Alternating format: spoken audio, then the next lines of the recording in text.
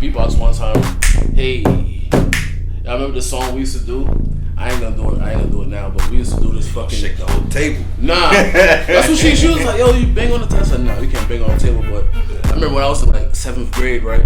I know we like get into a serious topic, but we was I don't know if it's 7th grade or elementary school. I was a youngin'. We was going to some shit, and we made a song on the train.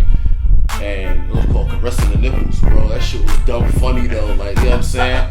And if you know, you know. If you know me, then you know about Caressing the Nipples, like, youngin', little, yeah, I was a young Chaz, young Smooth. Yeah, we ain't gonna go into that, but we're gonna go into this though. You can cut that. That's the director's cut. Yeah, I'm running this. That's why you put that up. Hey, little background shit, you know what I'm saying? Nah, so, but on a serious note, man, let's get into it. This is officially episode 7.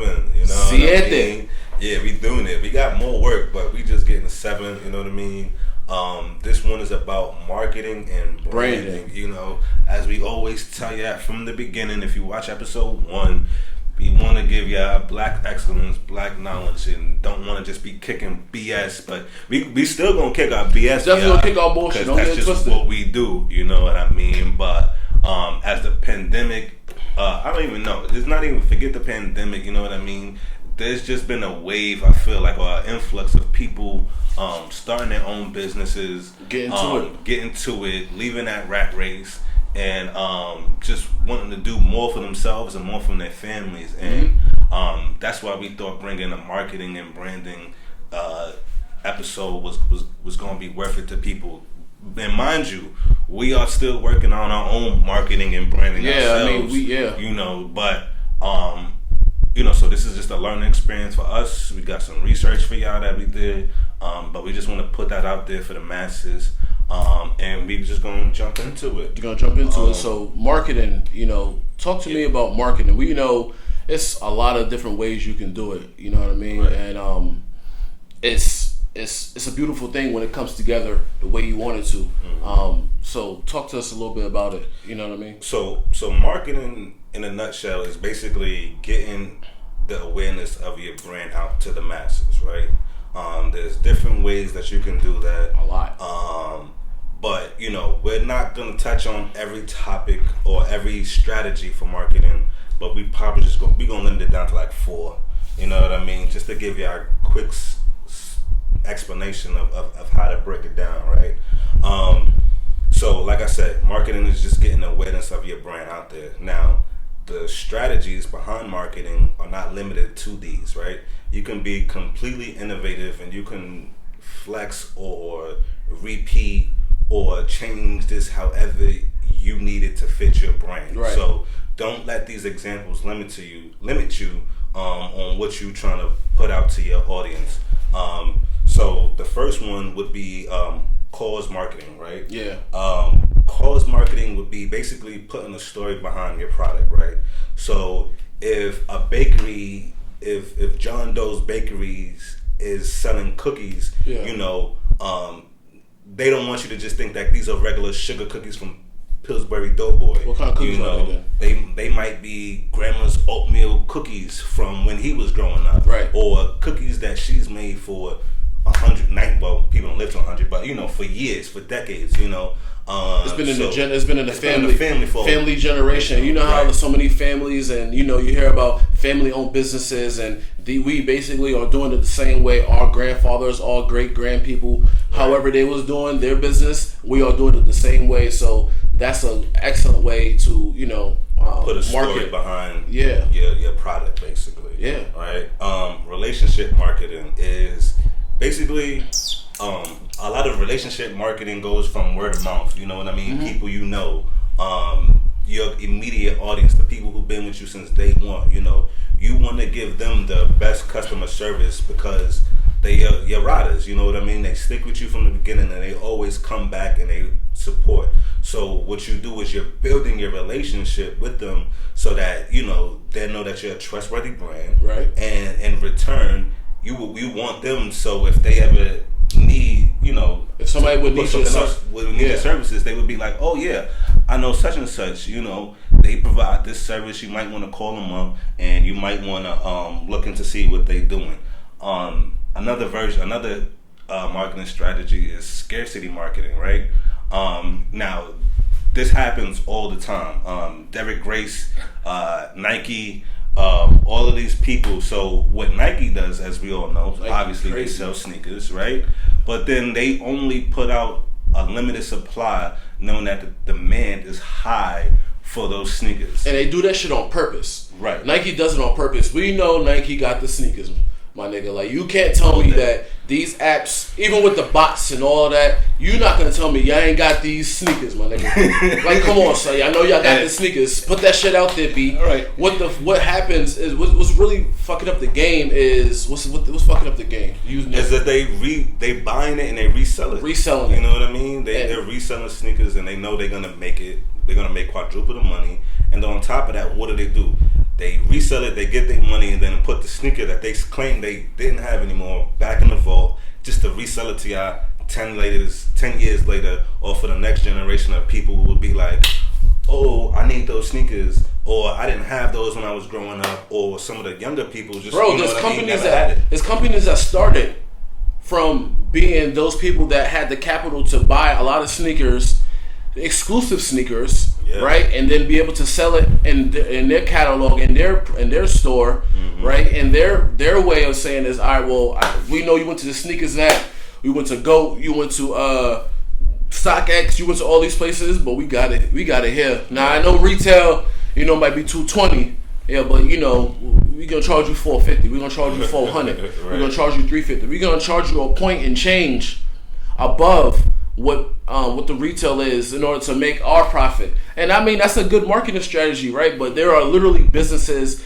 that cap off of that. And like, I know y'all niggas got the sneakers, man. Put them shits out. But another thing too, like Nike, I think, in my opinion, I don't know, there's no factor behind it, but I think Nike knows that people make so much money off their sneakers. That's why they only put out a certain amount, because if they put out, what everybody needs, right, then maybe their bottom line, their people can't make more money, right? So their bottom line, right? So therefore, you're like, let's not, like, I think fucking Nike be reselling shit there on their own. You know what I'm saying? Like the big executives or whoever, well, you heard about that executive who just got recently fired because their son was fucking selling all the kicks. Yeah, we ain't gonna bring up his name, but like, he was the son of an executive. They just did a whole series and everything. No, I heard about it. I seen that. That was crazy. And putting him out there like he's like God or something. But his mother is the executive. She was the connect. Yeah, she was. His mother was the connect, and he's getting the sneakers from her for free, and then quadrupling on the price.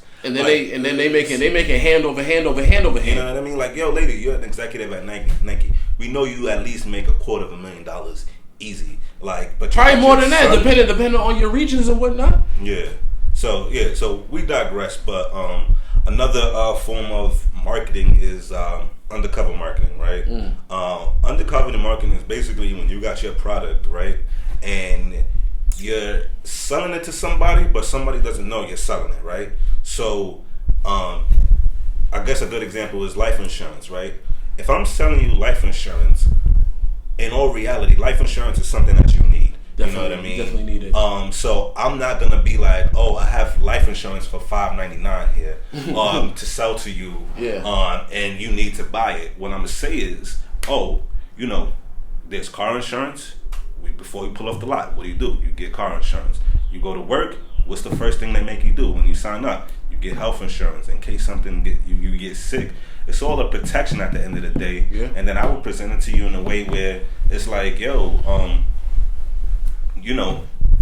you need this more than you think you do. Yeah. That's how you basically, sell it. So by the time the person is like, oh yeah, I think I do need that, and it's like, are you selling this? And it's like, I am. You know what I mean? So you basically use a tactic where you give scenarios about why you need this product, and then all of a sudden it's like, boom, here's the product, and this is what I'm selling it for. Here's another form, and we're gonna take this. You tell me what movie this from, right? So we have the contract here. Oh, I'm looking at it like it's something on the paper. I'm like, what? I'm like, that's how we would discuss, bro. Right? I don't know. So this is another marketing tactic, right? You tell me what movie this from. I don't know if this is 100% how it go, but this is how it go. Put it in the comments if you know. Tell me. So it's a contract here. You know what I mean? We want to do the shipping right here and things of that nature, but you know, I want you to sign it. I need a pen to sign it. So this pen right here is the Pilot G2. Mm-hmm. This is one of the pens you can write upside down with. And this is a $5 million contract, and I need a pen to sign. You need a pen to sign. He needs to sell me that pen. I'm gonna buy that pen to sign this contract. And I'm not sure that's how it went, but tell me where's that from. Yeah. But at the end of the day, Classic. you want to make sure that you know you have something that's innovative for not just for you, but for your brand. Mm-hmm. And that's going to take us to the flip side of the episode, right? So branding is your niche, your way to sell your stuff, but not just that, but what do you stand on? What is your values? Right. What is the core? Right. Right. Now we said that shit at the same time, right? So what is the core of what you stand for? You understand? You know, So here, for us, for example, here at Culture Content, right? Our core is talking to the youth and getting them on board and things that, you know, they should know at that age. Because in all reality, we try to discuss things that we wish somebody would talk to us at about. that age. At that age, yeah. You know, and this is not for the doubts, but this is for everybody. Anybody willing to listen. This is free game for everybody, but we You talking know. to the youth because we know it's a lot of shit going on. There's a lot of peer pressure, and we want you guys to Right. literally have the confidence in yourself to look within and be like, yo, I'm gonna go get this shit done, even if nobody really supporting me. And if you start early, 100%. the shit gonna blow sooner than you think. But what comes with branding, right?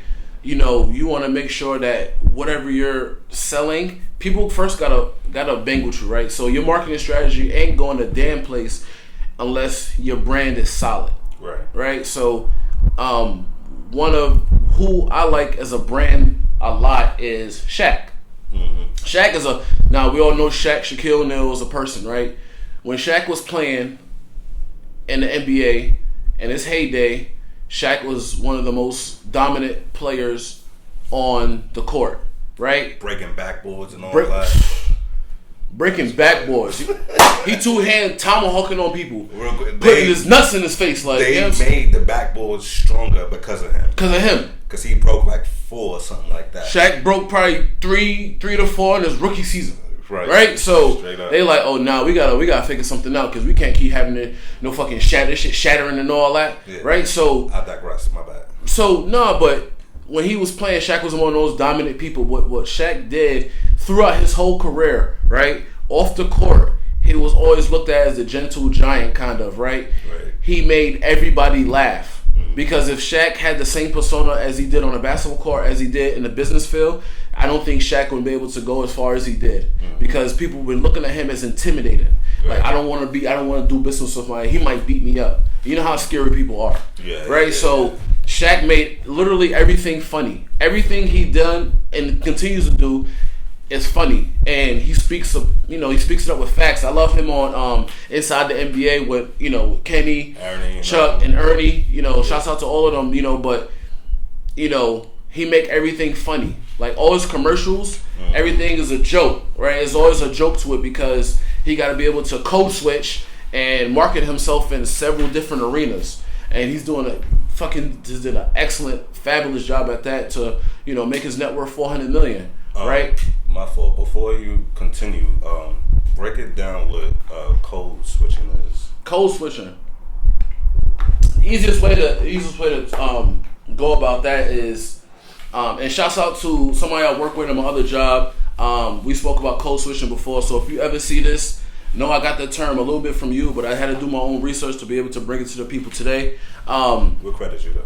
Yeah. So code switching is basically being able to switch who you are depending on what you're doing, right? So me and Kay, right, co-host Culture Contents, right, knew him for almost 20 years, right? How we talk to each other in our conversations is not how we're going to talk to people on the street that we know or even for y'all, right? We're not going to talk the same way.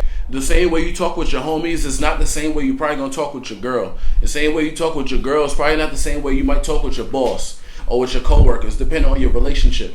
So being able to code switch is important because that's gonna make you. It's gonna take you else. It's gonna take you places in life. And I feel like that's important. Now, you could be the same person as always. Not saying you gotta be. It's not being fake or anything, but you can't come with that rah hard shit and then not at all. All the time because you'll never get a job. Right. Unless your job is. You are that fucking smart and you could be able to, because sometimes when you smart and you doing excellent business, then like some of that shit don't really matter. But for the masses, make sure you know the term code switching and be able to know when to turn it off and turn it on. But back to Brandon, one of the things that sets a lot of people apart is their niche and how they do things, right? So, say for example, Louis Vuitton, or what's the most expensive champagne we was talking about? Louis XIII. Louis XIII. One of the most. It's probably something that's probably more expensive than that, right? Ace of Spades. You think of that, right? They sell to people that can afford it because it's exclusive. Super exclusive, right? So, in order for you to even consume this, you have to be able to afford it, right? So, therefore, anybody's not going to just afford it. Now, you have people that... Right. But even that, right? Because, some people that can't afford Hennessy. Right. You understand? So, it was a point in time where we was broke and we couldn't buy, we wanted to get a 40. And this is years ago. He wasn't even buying Henny. We was too young to even go into the liquor store. Yeah. And, should I say it? We was drinking bullshit. We was drinking Georgie. Oh, we drunk that before. Hey yo, even in our 20s. We was in our teen. We was teenagers. We was super teenagers. So we gonna have a story time. I think, and that just kind of taught me to something because there's a lot of stories we want to talk about, but we gonna get into that. But I don't know if we should talk about that story, bro. We was hit.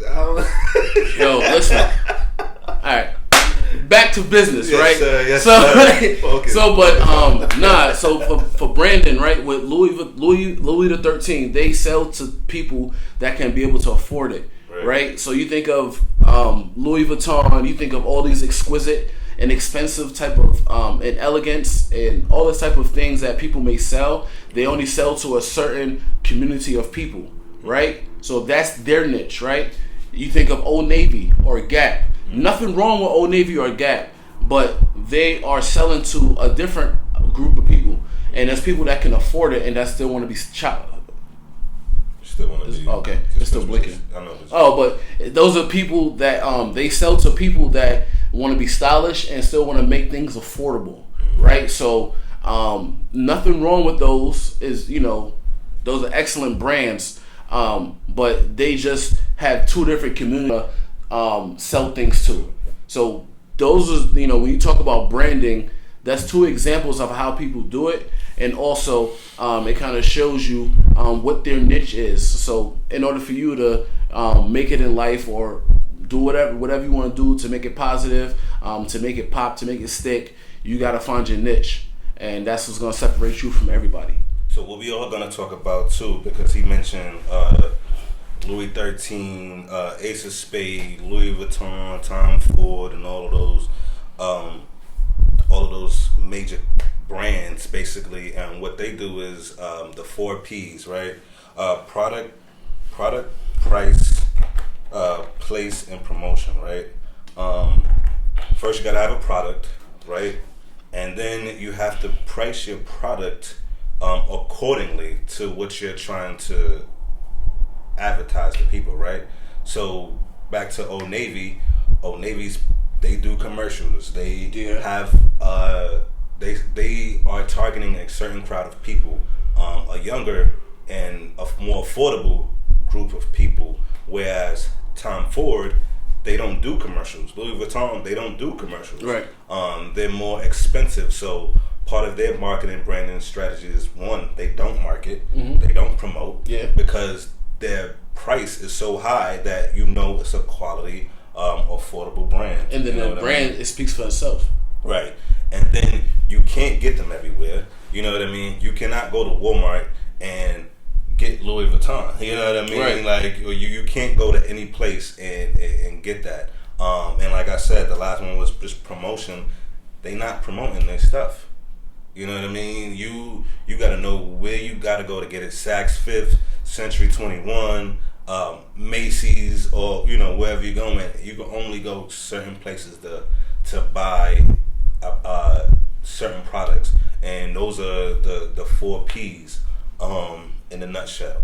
So one of the things I like about marketing, right, is you could do it at any time, right? Marketing and branding, like you could be a walking, like when people put their logo or their company on their car or their company van or anything like that, or they wear apparel from their company, that shit is dope because it's like you wearing what you are, right? And I'm gonna shout out somebody real quick on some quality, right? So if you ever notice anything about any of our shows, we do a lot of subtle promotion. We do it loud, and this one's gonna be a little loud, right? So this hat I got on, right?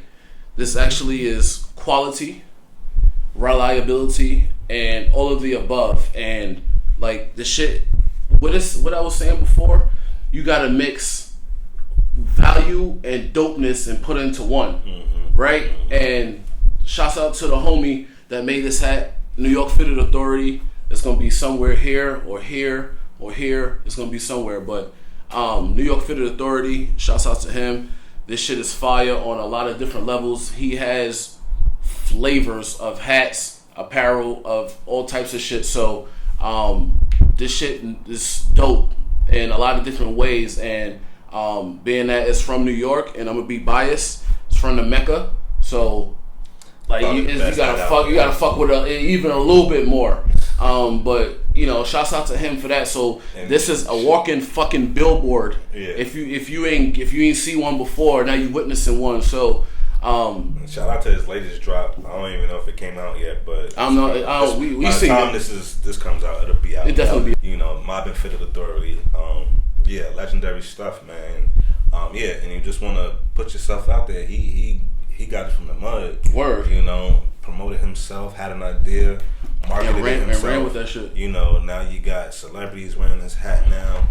So you're gonna see these all over the city and in different market areas, right? Different places. So you got Miami, then you got New York, you got California, like anywhere. You're trying to get Pittsburgh going. So yeah, man, it's all a strategy. But like I said, there's no book to promoting your product, you know what I mean? But if you know the basics, the marketing and branding 101, I think that's really all you need. And times are constantly changing, yes. So just because we feeding you out this information now, don't mean a month from now there's not going to be a new strategy. Or a year from now, you might have to switch it up a little bit. You might have to tweak it. You know what I mean? That's part of being innovative. You got to go with the times to fit your audience, your target audience. And evaluate yourself, you know what I mean? Go back and be like, oh, how did this work for my audience? Yep. Did they receive it well? Did they not? Do I need to change my marketing strategy? So all of those things have, keep your wheels turning, you know what I mean? Start, just keep going. Don't stop. Don't figure out one strategy and then, be stuck on that. Be stuck on there. Yeah. Not being with the times. So, right. One of the most important points I like that you said was the fact of being innovative, right? You have to be able to think outside the box, right? We have this square box that people try to keep us in. We gotta go outside that box, and I gotta go up there to the top right, to the left, bottom left, wherever, in order to find what the people want, and especially if you're selling a product or providing a valuable service, you want to make sure you are meeting people where they at, because another part of branding is customer service. And we know how big customer service is when it comes to small businesses and businesses, period.